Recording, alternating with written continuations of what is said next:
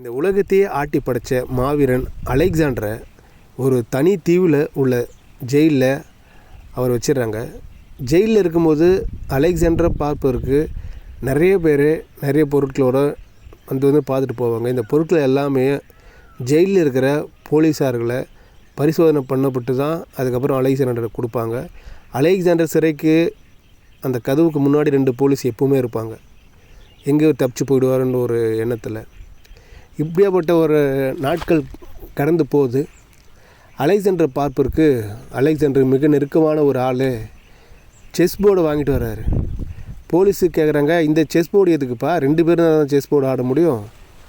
ஆனால் அலெக்சாண்டர் ஒரு ஆள் தான் இருக்குது, அவர் எப்படி செஸ் போர்டு ஆடுவார் அப்படின்னு கேட்குறாங்க. அதுக்கு செஸ் போர்டு எத்தனை சொல்கிறாரு, இல்லை அவர் ஆடுவார், அவர் சிறையில் தானே இருக்கிறாரு, வெறுப்பாக இருக்கும், அவர் 2 பேர் மாதிரி ஆடிப்பாருன்னு சொல்லிட்டு எடுத்து போகிறாங்க.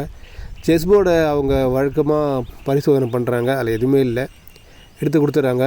இந்த செஸ் போர்டு அலெக்சாண்டர் கைக்கும் போகுது. அலெக்சாண்டரோட மைண்ட் செட் எப்படி இருக்குன்னா, இதை யாருமே 2 பேர் தான் ஆடுவாங்க, நம்ம ஒரு ஆள் தான் இருக்கிறோம், இது எங்கே ஆட போகிறோன்னு சொல்லிட்டு எடுத்து ஓரமாக வச்சிடுறாரு. இப்படி நாட்கள் கடந்து போகுது.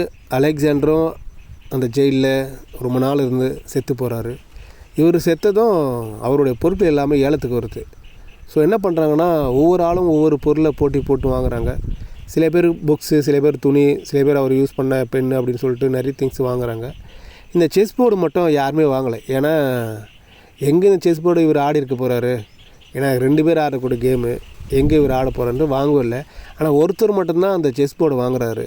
அது கூட இருக்கிறவர் கேட்குறாங்க, ஏம்பா செஸ் போர்டு 2 பேர் ஆடக்கூடியது, ஸோ 2 பேர் தான் பரவாயில்ல, இவர் ஒரு ஆள் தானே, இவர் கண்டிப்பாக இதை ஆடி இருக்க மாட்டார், எதுக்கு வேஸ்ட்டாக செஸ் போர்டு வாங்குறேன், காசு வேஸ்ட்டு தான்றாங்க.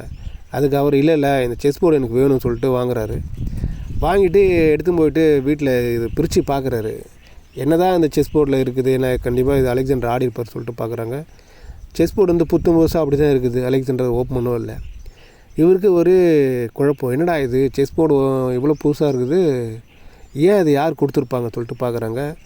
அதுக்கப்புறம் தான் அவருக்கு அந்த செஸ் போர்டு கட்டத்தை, வெள்ளை கருப்பு அந்த கட்டத்தை உத்து பார்க்குறாரு. அது அந்த ஜெயிலிருந்து தப்பிச்சு போகிறதுக்கான ஒரு மேப்பு இதில் இருக்குது, சின்ன டயக்ராமு.